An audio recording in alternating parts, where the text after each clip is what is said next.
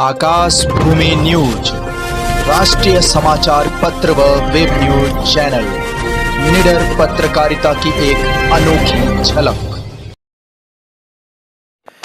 मां ने प्रशासन से लगाई गुहार, साहब न्याय करिए, मेरी बेटी को जलाया गया है। खबर जनपद भदोही के थाना सुरियावा अंतर्गत ग्राम चकचंदा से है, जहां 5 मार्च 2022 को एक विवाहिता अर्जुमन असलम उर्फ सारिका की संदिग्ध परिस्थितियों में जल जाने से मौत हो गई। परिवार द्वारा बयान दिया गया कि मृतका ने खुद ही आग लगाई है। वहीं मौके से थाना सुरियावा पहुंचे विवाहिता के परिजनों ने आरोप लगाया कि हमारी बेटी को लंबे समय से प्रताड़ित किया जा रहा था। ससुराल पक्ष वाले बहाना बना रहे हैं। परिवार वालों का कहना था कि पहले हमारी बेटी को मारा पीटा गया, फिर जलाकर मार दिया गया। मृतक विवाहिता अर्जुमन असलम उर्फ सारिका की मां समीना खातून पत्नी असलम मकसूद निवासिनी अहमदपुर पावन थाना पुरा मुफ्ती जनपद प्रयागराज थाना सुरियावा पर प्रार्थना पत्र देकर आरोप लगाया कि मेरी बेटी अर्जुमन उर्फ सारिका की शादी नवंबर 2016 में इकरामुल हक पुत्र स्वर्गीय मोहम्मद अमीन हक निवासी चकचंदा थाना सुरियावा जनपद भदोही के साथ मुस्लिम रीति रिवाज से हुई। प्रार्थनी ने आरोप लगाया कि इकरामुल हक वगैरह को अपनी हैसियत के अनुसार 5 लाख नगद, गहना, कपड़ा, बेड, अलमारी, सोफा, बर्तन आदि सामान दिया गया था। इकरामुल हक के पिता नहीं थे, जिसकी वजह से मालिक शमसुल हक थे। मेरी लड़की विदा होकर जब अपने ससुराल गई तो पति इकरामुल हक, जेठ शमसुल हक, जेठानी आतिया, फातिया व नाजरीन, जेठ के लड़के अजीम, आदिल, अजीम उर्फ बब्बा मेरी लड़की से 10 लाख रुपया नगद दहेज में ईंट भट्ठा चलाने के लिए मांगने लगे। मांग पूरी न होने पर सभी लोग मेरी लड़की को मारने, पीटने व प्रताड़ित करने लगे और मेरे दामाद उसे पत्नी का सुख नहीं दे रहे थे। मेरे पति, लड़के व मैं जब अपने लड़की से मिलने उसके ससुराल जाते तो सभी लोग हम लोगों से भी 10 लाख रुपए नगद मांगते थे। मेरी लड़की जब हमसे मिलने घर आती थी तो सारी बात बताती थी। हम उससे यही कहते थे कि जल्दी ही सब ठीक हो जाएगा। मृतका की मां ने आरोप लगाया कि घटना से 20 दिन पहले इकरामुल हक व अजीम मेरी लड़की को मार पीट कर गाड़ी में बैठाकर मेरे घर लेकर आए और हम लोगों को गाली देते हुए कहा कि जब तक तुम लोग दहेज में 10 लाख रुपए नहीं दोगे तब तक तुम्हारी लड़की को हम लोग नहीं ले जाएंगे। मैं और मेरे पति ने कहा कि हम रुपयों का इंतजाम कर रहे हैं, आप मेरी लड़की को लिवा जाइए। हम लोग अपना खेत गिरवी रखकर 2 लाख रुपए अजीम वगैरह को दिए, जिस पर अजीम ने कहा कि भट्टे में आग लगाना है, दहेज की बाकी 8 लाख रुपए की रकम 1 हफ्ते के अंदर पहुंचा देना, नहीं तो तुम्हारी लड़की को जान से मारकर खत्म कर देंगे। मृतका की मां ने आरोप लगाया कि इकरामुल हक अपनी पहली पत्नी को भी मार चुका है। मृतका की मां ने कहा कि 5 मार्च 2022 को 10 बजे मेरे पति के मोबाइल पर किसी ने सूचना दिया कि आपकी लड़की अर्जुमन असलम उर्फ सारिका को उसके ससुराल वाले मार पीट कर जलाकर उसकी हत्या कर दिए हैं। सूचना पाकर जब हम लोग चकचंदा गए तो पता चला कि मेरी लड़की का पोस्टमार्टम ज्ञानपुर में हो रहा है। मृतका की मां की तहरीर पर पति इकरामुल हक, जेठ शमसुल हक, जेठानी आतिया फातिमा, जेठानी नाजरीन, जेठ के बेटे अजीम, आदिल, जमील आदि के खिलाफ धारा 498A, 304B, 504, धारा 3, धारा 4 के अंतर्गत पुलिस द्वारा मुकदमा दर्ज कर आवश्यक कार्रवाई प्रचलित है। हालांकि परिवार ससुराल पक्ष की गिरफ्तारी की मांग को लेकर अड़ा है। संबंधित मामले में न्याय की गुहार लगाने मृतका के मायके पक्ष के लोग पुलिस अधीक्षक कार्यालय पहुंचे, लेकिन 10 मार्च को होने वाली मतगणना में व्यस्तता के कारण पुलिस अधीक्षक से मुलाकात नहीं हो पाई। मृतका के मायके पक्ष के लोगों ने कहा कि हम लोग पुलिस की कार्रवाई से संतुष्ट नहीं हैं, जल्द ही पुलिस अधीक्षक से मिलकर मामले से अवगत कराएंगे और न्याय की गुहार लगाएंगे। मृतका के ससुराल पक्ष पर आरोप लगाते हुए कहा कि ससुराल पक्ष के लोग पैसे वाले हैं और दबंग हैं, इसलिए मामले को दबाने का प्रयास कर रहे हैं। वहीं फोन पर हुई बातचीत में थानाध्यक्ष भुवनेश्वर पांडे ने बताया कि पति भी काफी हद तक जल चुका है, जो इस समय ट्रामा सेंटर BHU में भर्ती है। जैसे ही उसकी हालत में सुधार होता है उससे पूछताछ कर आगे की कार्रवाई प्रचलित की जाएगी। थानाध्यक्ष ने बताया कि मृतका के पति की हालत गंभीर बनी हुई है। संबंधित मामले की फाइल क्षेत्राधिकारी भदोही को सौंप दी गई है। जनपद भदोही से सुरेश कुमार मिश्रा की रिपोर्ट। हम समीना खातून, जिला प्रयागराज, अहमदपुर पावन, थाना पुरा मुफ्ती। समस्या ये है कि हमारी बेटी को जला के मार दिया गया और उसको बहुत परेशान किया जाता था। उसकी मांग की जाती थी जिसमें आदिल और अजीम और इकरामुल हक और दोनों भाभी है, ये बहुत परेशान करती थी। अतिया और नसरीन जीने नहीं देती थी, इनको रहने नहीं देती थी घर के अंदर से। आए दिन घर से उसको रात में आधी रात 1 बजे रात 2 बजे रात घर से उसको निकाला जाता था, बंद करके कमरा मारा जाता था। और शिकायत करती थी तो हम समझा बुझा के उनको समझाते थे और लड़की को भी करते थे, इनको समझा बुझा के फिर हम बराबर कर देते थे। ऐसा ही चलता चला आया 2-4 साल से। आज हम लोग आए थे एसपी के यहाँ, एसपी साहब से मुलाकात नहीं हुई।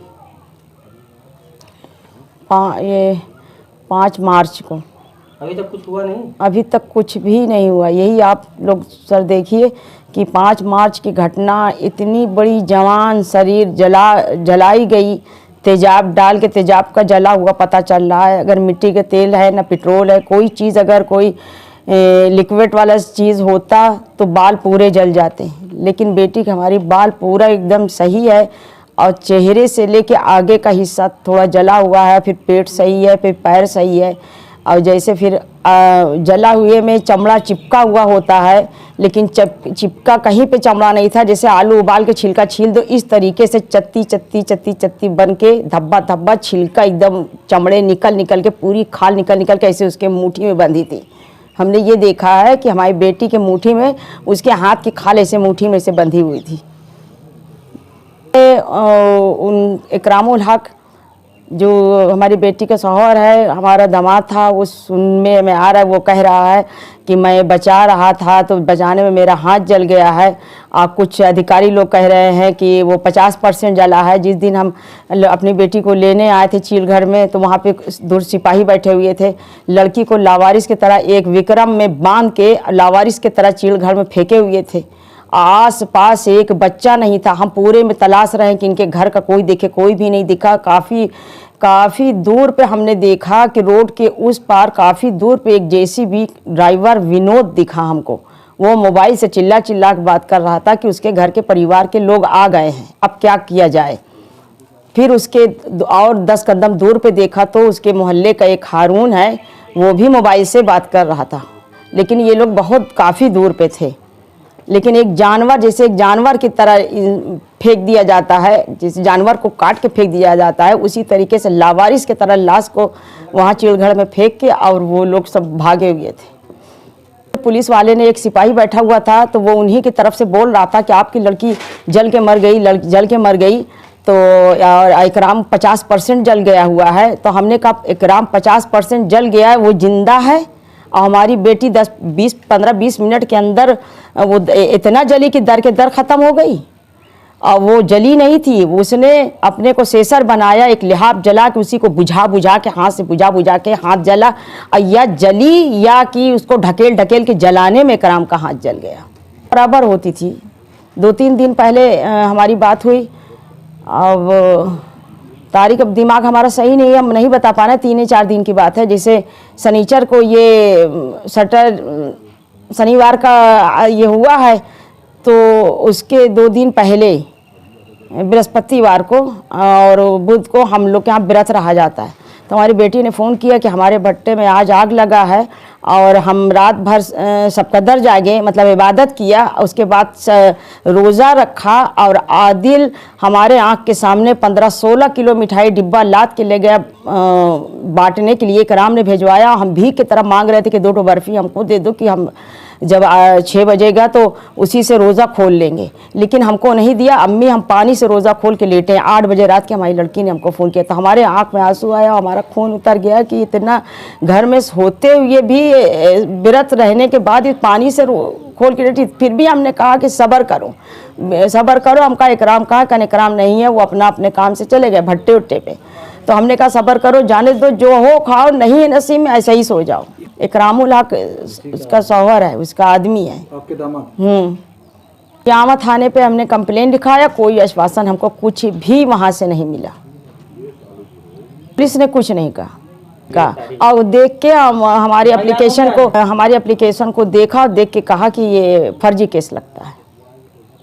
FIR जो हमारी लड़की हमको बताती थी, जो हमको महसूस हुआ, जो हमको एहसास हुआ, जो उस टाइम मेरा दिमाग जो हमारे समझ में आया वो हमने लिखाया। ख़त्म होगी तो उसका दिमाग काम करेगा, आप खुद सोचिए। जब हमने शादी कर दिया, शादी के बाद हमको ये पता चला, वहाँ के लोगों ने बताया, कुछ बाहरी लोगों ने बताया कि ये गुंडा है, बदमाश है और ये लोग कतली हैं, सब तरह की बातें हमको पता चली। तो हमने कहा कि बेटी हमारी कहने लगी, अम्मी हमको तुमने कहाँ कर दिया, ये सब हमको देखने से पूरा घर जल्लाद लगता है, इन लोगों का व्यवहार सही नहीं है, हमसे आके बता रही। तो हमने कहा बेटा रहने दो, हम समझाएंगे। हमने इकरामुल हक को समझाया कि जो पहले किया तो किया, लेकिन अब तुम्हारी उम्र करने की नहीं है, अब तुम्हारी शादी हो गई है, अब तुम सुधर के रहो और मौत और ज़िंदगी का कोई ठिकाना नहीं, क्या करोगी ये सब करके, जो है सुकून से दाल रोटी खाओ, आराम से रहो, अब शादी की है तो कुछ सुधार क्या, हाँ ठीक है, हाँ ठीक है, यही सब करते थे। लेकिन हमारी लड़की को तो आए दिन मार पीट, गाली गलौज, गाली तो इतनी गंदी देता था कि शायद हमारे परिवार में या हमारे होश में हमने ऐसी गाली नहीं सुना। लेकिन बेटी की शादी के बाद ऐसी गाली सुना जो कभी हमने सुना नहीं था। ये देता था और हमारी लड़की मोबाइल ऑन करके हमको सुनाती थी कि देखो अम्मी कितना जल्लादी किस तरीके से ये गाली दे रहा है। अजीम जब हमने शादी किया तो अजीम मारने के लिए घर दरवाज़ा तोड़ा, चिल्ला रही अंदर कमरे से, फ़ोन चालू किया उसने कि अम्मी अजीम दरवाज़ा पीट रहा है, ये सिटकिनी टूट गई, ये अम्मी घर में घुस रहा है, कमरे में घुस रहा है, फ़ोन चालू है, अब बाहर से अजीम गाली बक रहा है, दरवाजे की आवाज़ आ रही है। लेकिन अब हम 100 किलोमीटर दूर, हम क्या कर सकते हैं, सुन रहे थे। तो इकराम का फिर जब ज़्यादा हो जाता हमने कहा भैया तुम 100 नंबर बुला लो। तो हमारी लड़की कई मरतबा 100 नंबर बुलाई है। तो उसने अंदर ही से फ़ोन करके 100 नंबर को बुलाया, फिर 100 नंबर आए तो ये लोग हट जाते थे, भाग जाते थे, छुप जाते थे। तो वो 100 नंबर वाले डांट डपट के चले जाते थे। हमारी बेटी को अपना नंबर दे देते थे कि बेटा अब तुम्हारे साथ कुछ करेंगे तो हमको तुम कॉल करके बुलाना। अब एक बार और ऐसे ही अजीम दौड़ाया, आदिल आए दिन कहता था, हमने अपने कान से सुना, मोबाइल ऑन करके हमारी लड़की एक बात सुनाती थी हमको, हर बात बताती थी, मिनट पे फ़ोन करके कोई बात होती थी तो उसने हमसे कहा कि आए दिन ये बैठ जाता है बगल में इकराम के हके, चचा ऐसी औरत को काट के फेंक दो, इसको काट के फेंक दो। अगर 10 रुपया भी अपने हमारे दामाद से मांगती थी, ये बीवी है अपने पति से मांग रही है, तुम भतीजे हो बगल में बैठे, तुम्हारा क्या आके बोलने का, पैसा क्यों मांगती हूँ चचा से। कहना हमारे पति हम क्यों ना मांगे, कोई औरत नहीं मांगती, बड़े बड़े करोड़पति अपनी बीवी को पैसा नहीं देते हैं।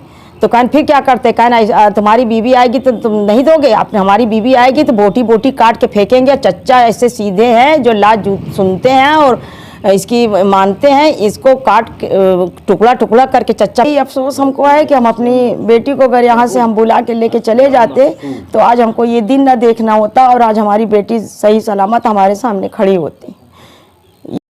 मेरा नीम सराय के रहने वाली अर्जुमंद असलम उर्फ सारिका की खाला।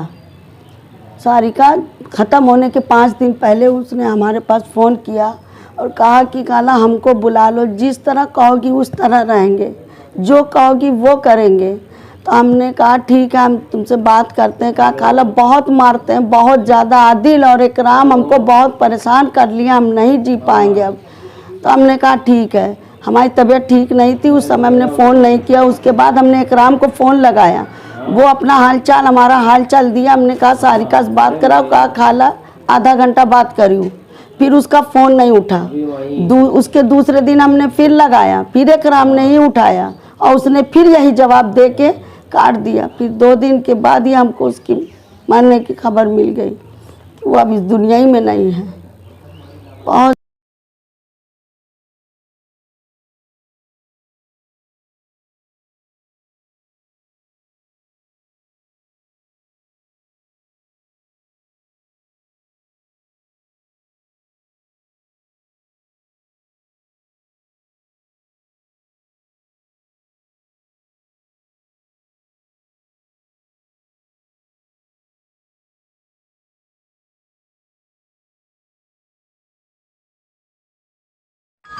लाल बटन दबाकर चैनल को सब्सक्राइब करें तथा घंटी का बटन अवश्य दबाएं ताकि सभी वीडियो की जानकारी आपको मिलती रहे।